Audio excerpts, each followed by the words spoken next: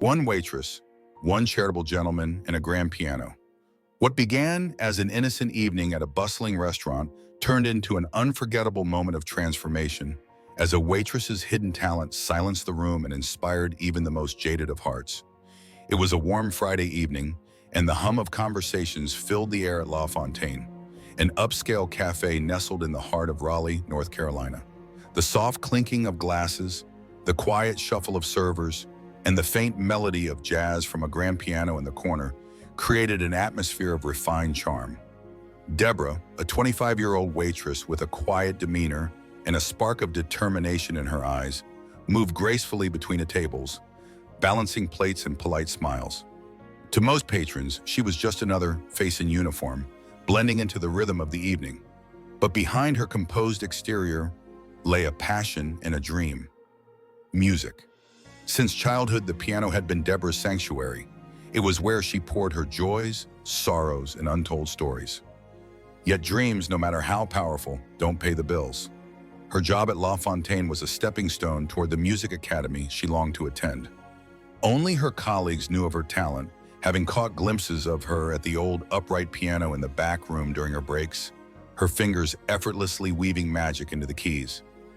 That evening, as the dinner rush began to subside, the cafe's doors swung open, and in walked Keanu Reeves. Dressed simply yet radiating an unassuming charm, he moved with an air of quiet confidence.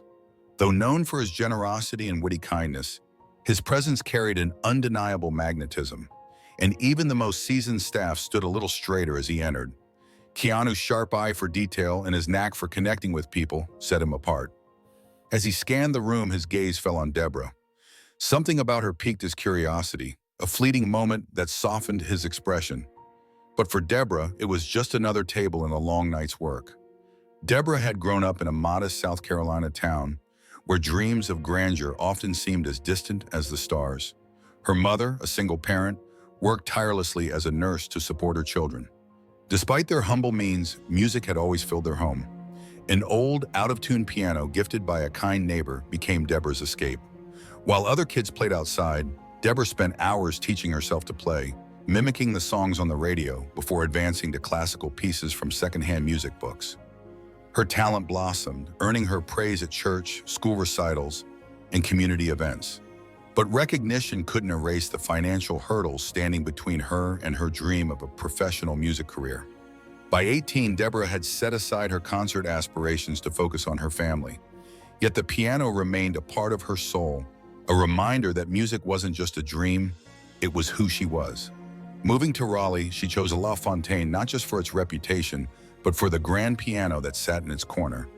Its presence a quiet reassurance that her passion was waiting for her return. That night, as Keanu Reeves and his companions settled in, Deborah approached their table with practiced poise, balancing a tray of glasses with ease. Keanu ordered a glass of sparkling water, cracking a lighthearted joke to set a warm tone for the evening. His gentle demeanor immediately made her feel at ease, though his keen gaze lingered on her, as if noticing something she hadn't yet realized about herself. "Deborah," Keanu said with a thoughtful smile, glancing at her name tag. "That's a name with depth. Do you play an instrument by any chance?" The question caught her off guard, but she managed a polite nod. "I do, a little," she replied modestly. Keanu's brow arched with genuine curiosity. "A little? Somehow I doubt that. I bet there's more to your story." Deborah's cheeks flushed, but she quickly excused herself to tend to another table. She didn't notice the quiet grin Keanu shared with his companions, a smile that spoke of curiosity and a growing respect for the young waitress. Keanu wasn't just observing, he had already decided to learn more about this intriguing young woman who carried herself with quiet strength and grace. Keanu had a plan. Though Deborah was blissfully unaware, she would soon find herself at the center of a moment she neither sought nor expected. The night carried on like any other. Laughter, the clink of silverware, and soft jazz from the corner piano filled the cafe. Deborah kept her pace steady, avoiding Keanu's gaze as she moved from table to table. She had handled difficult customers before, but something about him was different. Not rude, but calculated. His presence was disarming, and she couldn't shake the odd mixture of unease and curiosity he stirred in her. By the time appetizers were served, Keanu had settled into his usual charm offensive, He shared lighthearted stories about his travels and the lessons life had taught him, peppering his tales with humorous observations about ambition, or the lack of it. His companions laughed genuinely, their warmth infectious, while other diners glanced over occasionally, clearly intrigued. Deborah focused on her tasks, hoping to steer clear of his magnetic yet unnerving attention. But as she returned to his table with a bottle of wine, Keanu glanced up, catching her eye. "Tell me, Deborah," he said, his voice as smooth as the piano's velvet notes. "What do you do when you're not dazzling us with your incredible balancing act? A young woman like you must have a dream or two tucked away." The question caught her mid-step. She hesitated, unsure how to answer such an unexpected inquiry. "I play piano," she said softly, hoping her brief reply would suffice. Keanu's face lit up with genuine interest. "A pianist? Now that's a revelation. Tell me, why haven't you played for us yet? There's a grand piano just waiting in the corner." Deborah froze. The light, playful suggestion felt like a challenge, and the sudden attention from the nearby tables only made her more self-conscious. "Oh, I couldn't," she said quickly, forcing a nervous laugh. "I'm just here to work tonight." Keanu leaned back, his expression thoughtful yet teasing. "Work? Nonsense. Music is work for the soul, isn't it? You can't keep such a gift hidden. Surely you'd indulge us with just one piece." Deborah glanced around, her cheeks burning under the weight of the diner's curious stares. "I really shouldn't," she murmured, clutching the tray tighter. Keanu tilted his head, his voice soft yet sleet. "Ah, I see," he mused, a hint of playful sarcasm curling his words. "All talent, no courage. A pity. I was hoping to hear something extraordinary tonight." His words, though lighthearted, hit her in a way she hadn't expected. She could feel the knot tightening in her chest. The idea that he thought she lacked courage struck a nerve, and somewhere deep within her, a quiet voice whispered, "Why not?" Her mother's words echoed in her mind. "Never let anyone make you small, Deborah. You're bigger than they'll ever know."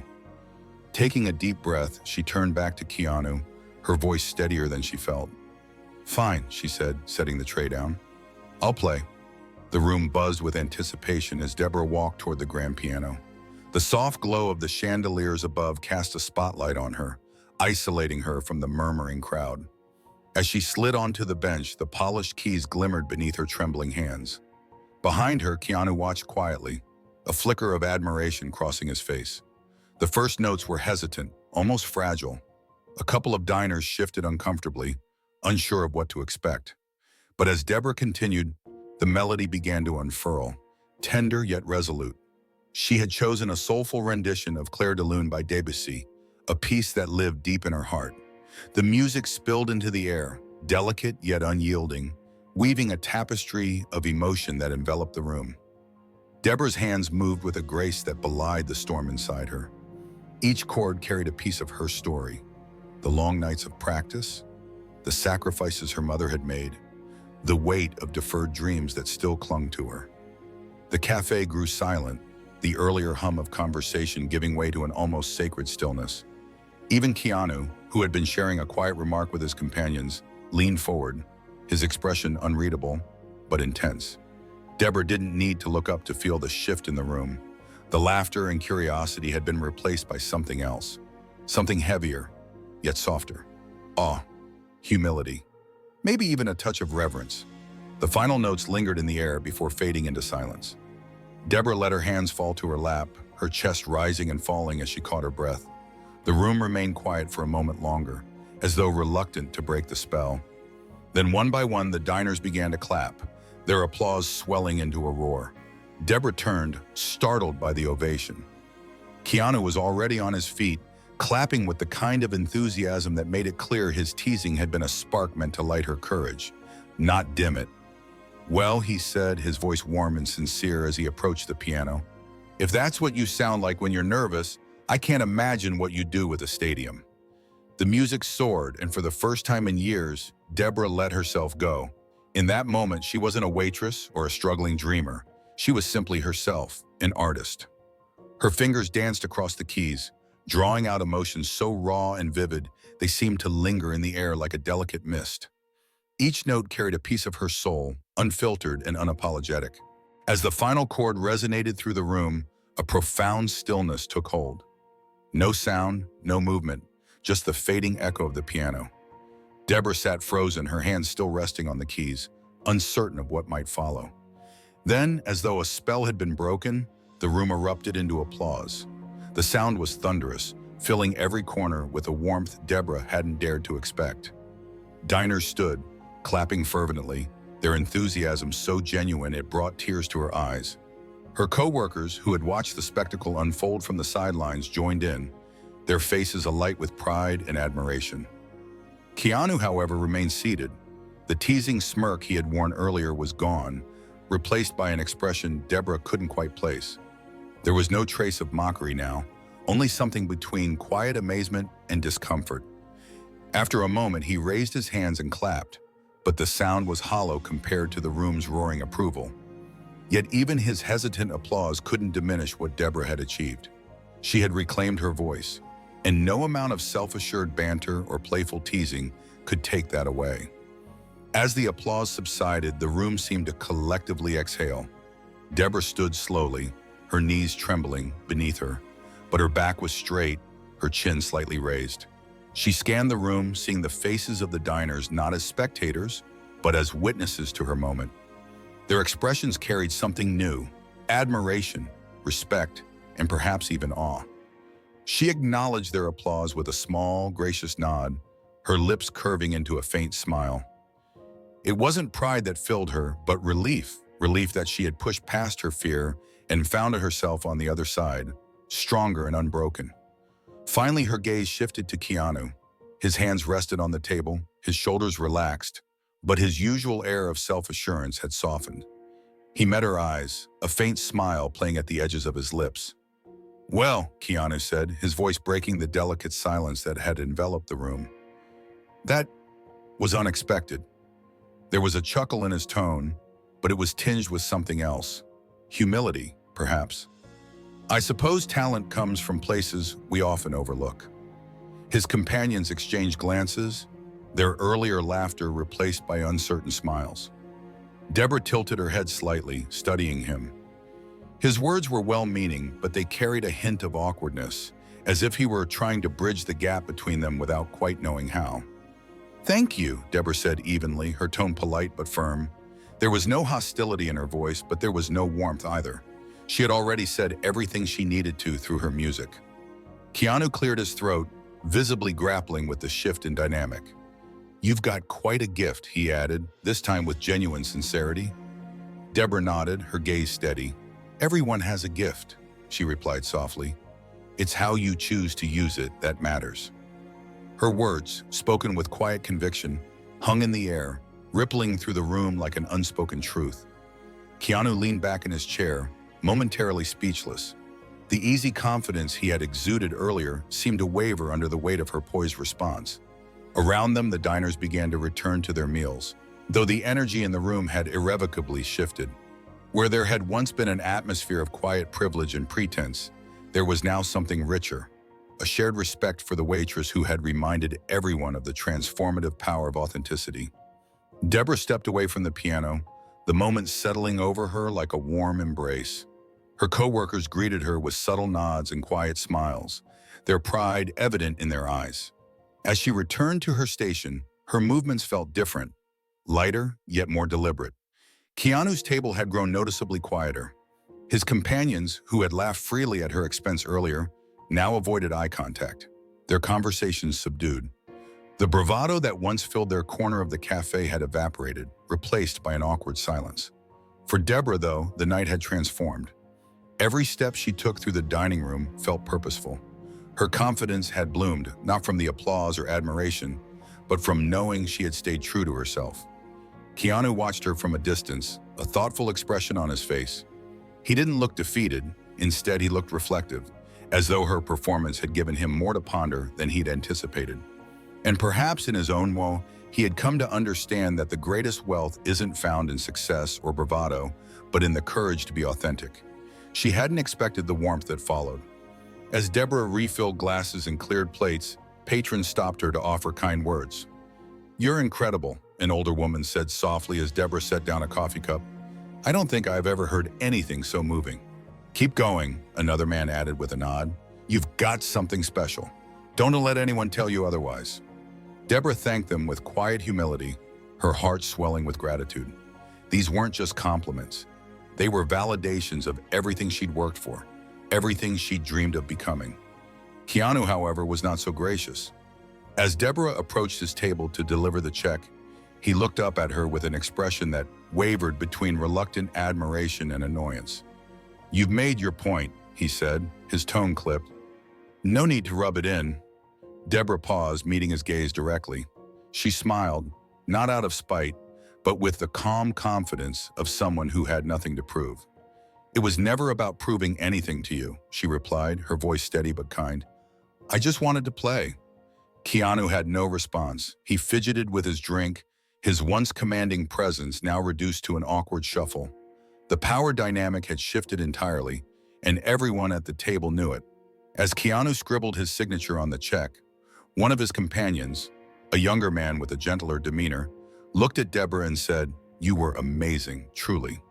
The sincerity in his voice caught her off guard, and for a moment she saw a flicker of humanity in a group she had written off as shallow. Thank you, she replied softly, offering him a small but genuine smile before walking away. The night ended with Keanu and his group leaving quietly. Their usual grand exit was replaced by a subdued retreat, no fanfare or lingering glances. Deborah watched them go, feeling neither triumph nor bitterness. Her mind wasn't on Keanu anymore. It was on the next step. The tips that night were unusually generous, enough to cover her rent and leave a little extra for the piano lessons she'd been postponing. As she locked up and walked home, the crisp night air filled her lungs, and she felt something she hadn't felt in years: certainty. She wasn't just a waitress or a dreamer. She was an artist. And nothing, not mocking words, financial struggles, or fear, could take that away. In her small apartment, Deborah sat on the worn bench of her old upright piano. Its sound wasn't as crisp or rich as the grand piano at Les Fontaines, but that didn't matter. The music came from her heart, just as it always had. That night, something shifted within her. It wasn't just a moment of triumph, it was a realization. Her talent wasn't something she needed to hide or justify. It was hers, and it was enough. The days that followed brought an unexpected ripple effect. Patrons who had witnessed her performance shared the story, and word began to spread. A few days later, Deborah received a call from a music producer visiting from Nashville. He wasn't offering fame or fortune, but an opportunity to record a demo, a step towards something she had only dared to dream of. Deborah agreed, not because she believed it would change her life overnight, but because it felt like a door opening. And this time she wasn't afraid to walk through it. For years, fear and doubt had whispered lies into her mind, telling her she wasn't enough, that her dreams were too big. But now she saw the truth. Resilience and authenticity were her greatest strengths. The incident with Keanu Reeves wasn't just a spectacle turned victory, it was a reminder of the power of integrity. Keanu, with all his charm and wit, represented every voice of doubt she had ever faced, and she had silenced those doubts with nothing but the purity of her craft. To anyone watching her story, Deborah's message was clear. Never let someone else define your worth. The world is full of challenges and doubters, but true power comes from staying rooted in who you are and letting your passions speak louder than any ridicule. As Deborah closed the piano lid and rested her hands on the faded wood, she smiled. Her journey was far from over, but for the first time it felt like it had truly begun. What about you? What dream have you been holding back because of fear or doubt? Don't wait for someone like Keanu to challenge you. Take that step forward now. If Deborah's story inspired you, subscribe for more tales of resilience and triumph. Who knows? Your story could be next.